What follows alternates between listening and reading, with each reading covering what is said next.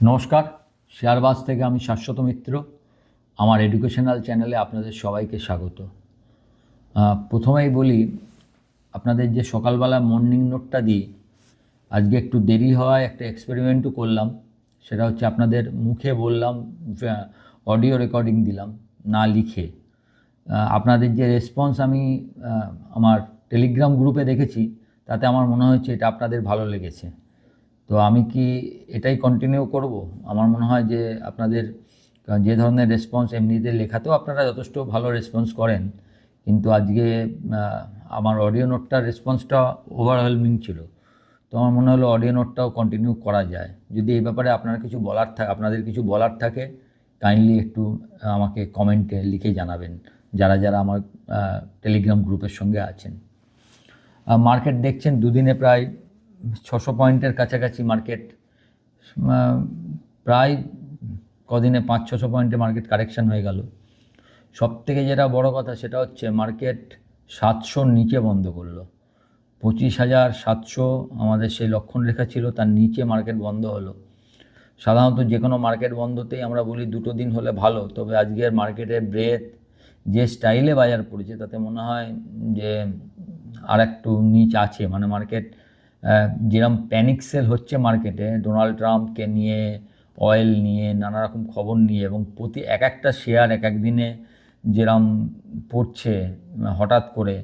ধরুন, প্রথম দিন আমরা দেখে আসছি HDFC bank, Reliance, trend, Maruti, গতকাল এলটি, যে সিমেন্স, ভেল, আজকে আবার দেখলাম মান্নাপুরাম।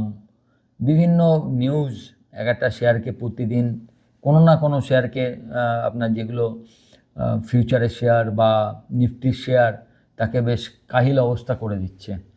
তো ব্যাপার হচ্ছে কি, মানে মার্কেট ভরসা পাচ্ছে না এখন।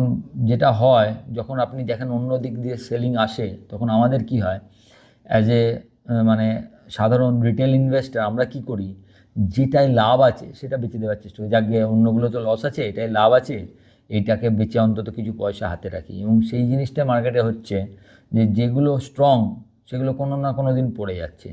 যেমন সকালে আলোচনা করছিলাম যে সবগুলো ব্যাংকের মধ্যে একমাত্র আইসিআইসিআই ব্যাংকটা স্ট্রং আছে, এবং সেটা কিন্তু অ্যাক্সিস ব্যাংক 72 আরএসআইতে রয়েছে। সকালেই বলছিলাম, দেখুন আরএসআই ব্যাংক সকালে খুললেই 2% নিচে, 1400 টাকার কাছাকাছি চলে এলো। মানে একদিনে প্রায় 1440 থেকে 1400, প্রায় 3%-এর কারেকশান। সুতরাং যখনই কোনো কিছু স্ট্রং থাকছে, সেটাই একটা সেলিং এসে যাচ্ছে। এবং এফআইআই তো হিউজ সেল করছে। আগের দিন আপনারা জানেন, সেল ফিগারটা দেখলে ভয়ই লাগে, 11,921 কোটি টাকা। আমি আগের দিনের ভিডিওতে আপনাদের একটা বলছিলাম যে আমি আশা করছি হয়তো এফআইআই খুব একটা করেনি, হয়তো সাধারণ মানুষ প্যানিকে করেছে। দেখলাম না, এফআই 11,921 টাকার সেলিং, মানে এটা তো ছোটোখাটো সেলিং নয়। যদিও ডিআইআই 93তম দিনেও 3,700 কোটি টাকার কিনেছে, কিন্তু এফআই ক্যাশে 33 কোটি টাকা বেচেছে, আবার 3,000 কোটি টাকার উপরে প্রায় আপনার স্টক ফিউচারে বেচেছে। আর ইন্ডেক্স ফিউচারে তো 5,300 কোটি টাকা। ভাবুন, একা নিফটি ফিউচার 5,300 কোটি টাকার বেচছে, মানে ওরা কতটা নেগেটিভ মার্কেট সম্বন্ধে। এবং নিফটি ফিউচারের মানে এফআই লং পজিশান চলে এসছে 14 অবধি উঠে গেছিলো, সেখান থেকে আবার 8.73 দুদিনেই। আজকেও আবার বেঁচেছে, আজকে গিয়ে হয়তো 6-7-এর কাছাকাছি দাঁড়াবে আমার যা মনে হয়। সুতরাং রিলেন্টলেস সেলিং, এটা কি জানি কী খবর, কত খারাপ খবর। 500% নতুন করে বিল পাস হচ্ছে শুনছি, ভারত, রাশিয়া এবং চায়না, ব্রাজিল, এদেরকে সহবত শেখানোর জন্য ডোনাল্ড ট্রাম্প সাহেব কালকে একটা গুরুত্বপূর্ণ কথা বলেছেন, যে কথা কোনো যারা, দেখুন, বিশ্বে এখনও পর্যন্ত যতগুলো ইন্টারন্যাশনাল বডিজ আছে, বেশিরভাগ বডিজের মাথায় রয়েছে মানে মেন হোতা হচ্ছে আমেরিকা। এবং যত ইন্টারন্যাশনাল ল, তার অর্ধেক নিয়ম বা এটা একে করতে হবে, এটা একে মানতে হবে, সেই লগুলো তৈরি করেছে আমেরিকা নিজেই। আর আমেরিকার প্রেসিডেন্ট এখন বলছেন, আমি ইন্টারন্যাশনাল ল মানি না, আমার যেটা মনে হবে সেটা করব, যেটা আমার দেশের জন্য ভালো সেটা করব। তা উনি যে প্রেসিডেন্সটা ঠিক ক্রিয়েট করছেন, পরে যদি অন্য কেউ, কারোর একটু ক্ষমতা বেশি হয় কোনো কারণে, সে যদি করে, আপনি তার না করতে পারবেন না। কিন্তু প্রেসিডেন্স তৈরি করে দিয়ে যাচ্ছেন যে ক্ষমতাই শেষ কথা। মানি যেখান থেকে হোক। অলরেডি ভেনেজুয়েলা থেকে দেখুন, ভেনেজুয়েলার তেল অন্য কোথাও যাচ্ছিলো বলে মাঝপথে একটা রাশিয়ান জাহাজ নয় বলছে, পরে রাশিয়ার ফ্ল্যাগ লাগিয়েছে, হোয়াট এভার ইট ইজ। তো রাশিয়ান জাহাজকে আউট করে বললেন যে ভেনেজুয়েলার যা তেল আমরা বেচবো, এবং এই বেচে যে টাকাটা আমাদের হবে সেই টাকাটা দিয়ে ভেনেজুয়েলার উন্নতি হবে। এখন সেই টাকাটা কি, কে তার হিসাব নেবে? যাই হোক, এরকম নানা রকম মানে অলরেডি দেখছেন মিত্র কান্ট্রি যারা, অলরেডি দেখবেন যে ডেনমার্কের পাশে বহু আমেরিকার মিত্র দেশ দাঁড়িয়েছে, যেটা চেষ্টা করছে আমেরিকা গ্রিনল্যান্ডকেও নিয়ে নেবার। তো মানে পুরো একটা মেস তৈরি হয়ে রয়েছে। এবং আজকে রাত্রে অবশ্য একটা গুরুত্বপূর্ণ একটা মিটিং আছে আমেরিকায়, মিটিং নয়, এটা ভার্ডিক্ট, সুপ্রিম কোর্টে, আমেরিকার যে সুপ্রিম কোর্ট তার ভার্ডিক্ট দেবে যে এই যে ট্রাম্প যে ট্যারিফগুলো বসিয়েছেন সেগুলো লিগ্যাল কিনা, সেগুলো বসানো যাবে কি না, বা যদি না বসানো যায় তাহলে কি করা উচিত, এতদিন যে ট্যারিফ উনি নিয়েছেন সেটার কি হবে, এই সমস্ত নিয়ে একটা পরিষ্কার একটা দিশা পাওয়া যাবে আর কি। তখন এইটা অনেকের ওপর অনেক কিছু নির্ভর করছে, কিন্তু তার জন্য তো উনি আগেই ব্যবস্থা করে রেখেছেন। এই যে 500% ট্যারিফের জন্য অলরেডি এইসব দেশকে শিক্ষা দেওয়ার জন্য একটা বিল অলরেডি এনে রেখে দিয়েছেন। দেখা যাক, উনি তো যেরম করছেন তাতে তো আমি জানি না, মানে একটা ওয়ান পোলার ওয়ার্ল্ড, আমি দেখব, যাকে যা ইচ্ছে। আপনারা কজন দেখেছেন আমি জানি না, একটা ভিডিও এসছে বাজারে যেখানে উনি ফ্রান্সের প্রেসিডেন্ট, চিন্তা করুন, যে কোনো পৃথিবীর চতুর্থ শক্তিধর দেশ, মিলিটারি পাওয়ার বলুন, ইকোনমিক পাওয়ার বলুন, সেই পাওয়ারের দেশের প্রেসিডেন্টকে উনি মকিং করছেন, ইমানুয়েল এরম বলে, ওনার স্বভাবসিদ্ধ ভঙ্গিতে, যে উনি কীভাবে ওনাকে বাধ্য করেছেন যে নিজের দেশের লোকের ওপর ট্যারিফ যাতে চাপায়, নাহলে উনি কী কী হুমকি দিয়েছেন সেগুলো নিজের গলা এবং তার গলা দিয়ে উনি বলছেন। আমি জানি না এটা কোন ধরনের ডিপ্লোমেসি। এখন সেকেন্ড যেটার জন্য কালকে রাত্রিবেলা দেখেছেন ক্রুড অয়েল হঠাৎ 4.5% বেড়েছে, তার একটা কারণ হচ্ছে আমেরিকায় যে ক্রুড অয়েলের যে ইনভেন্টারি সেটা কম এসছে, সেটা তো একটা কারণ। দ্বিতীয় কারণ হচ্ছে বলছে যে ইরানের যে কোনো দিন ইরান আক্রমণ হতে পারে, ভেনেজুয়েলার পর ইরান। এখন ইরানের আক্রমণ হলে ভেনেজুয়েলা প্রচুর ক্রুড আছে, কিন্তু বেশিরভাগ ক্রুডটাই হচ্ছে একটু লো গ্রেড ক্রুড, এবং তার খুবই কম অংশ প্রতিদিন উত্তোলন হয়, কারণ ওখানকার যে ইনফ্রাস্ট্রাকচার প্রায় 50 বছর পুরনো। ইরানের তো তা নয়, Iran one of the largest crude বাইরে বিক্রি করে। তো সুতরাং বুঝতেই পারছেন ইরানের হলে ক্রুডের দামের উপর একটা ইম্প্যাক্ট ফেলবে, এবং সেটাই দেখা গেছে। ক্রুড আজকে $63 ওপর দিয়ে গেছে। আর প্রথম আপনাকে যদি আপনি দিন তিনেক আগে দেখেন, তাহলে আপনাদের একটা কথা বলেছিলাম, আপনার মনে আছে কিনা আমি জানি না, বলেছিলাম যে এই যে ডলার ইন্ডেক্স বাড়ছে, it is not good. Dollar index বেড়ে যাওয়াটা ইকুইটি মার্কেটে একটা এফেক্ট করছে।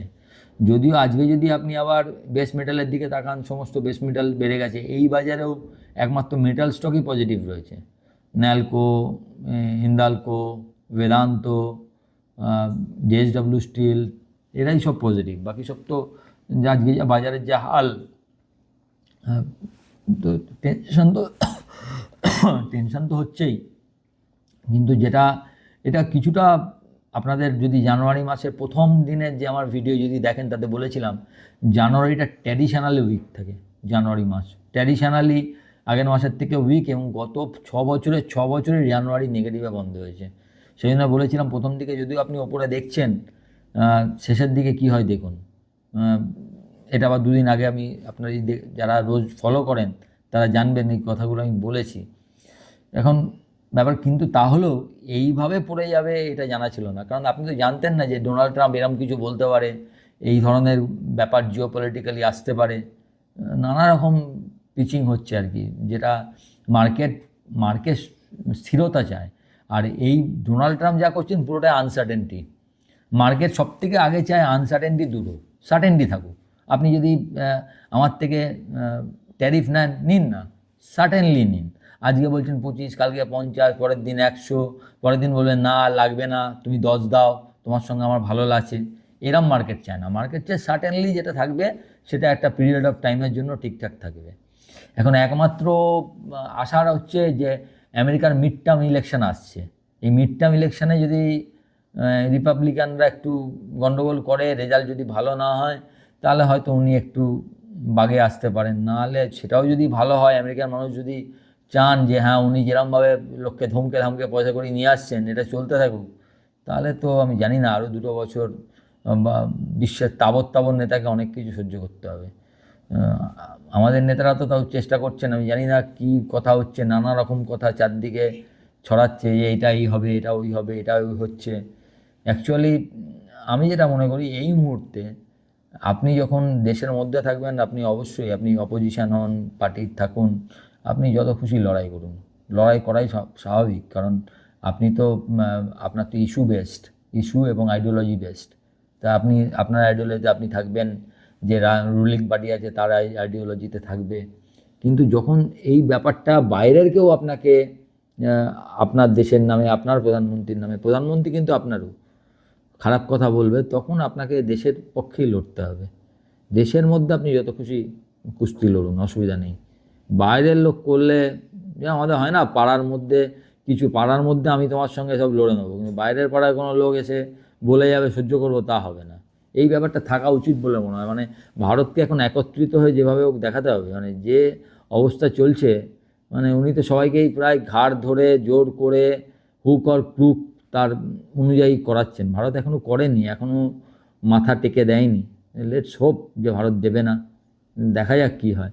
জানি না, এটা প্রেশার তো বিশাল প্রেশার, আমার আপনার পক্ষে বোঝা সম্ভব নয় কী ধরনের প্রেশারে এই মুহূর্তে যারা পলিসি তৈরি করছেন তারা আছেন। ইটস এ টাফ জব, দেখা যাক কোথায় কোথায় কী হয়। কিন্তু মার্কেট দেখে ভালো লাগলো না, 700-র নিচে বন্ধ তো ভালোই নয়।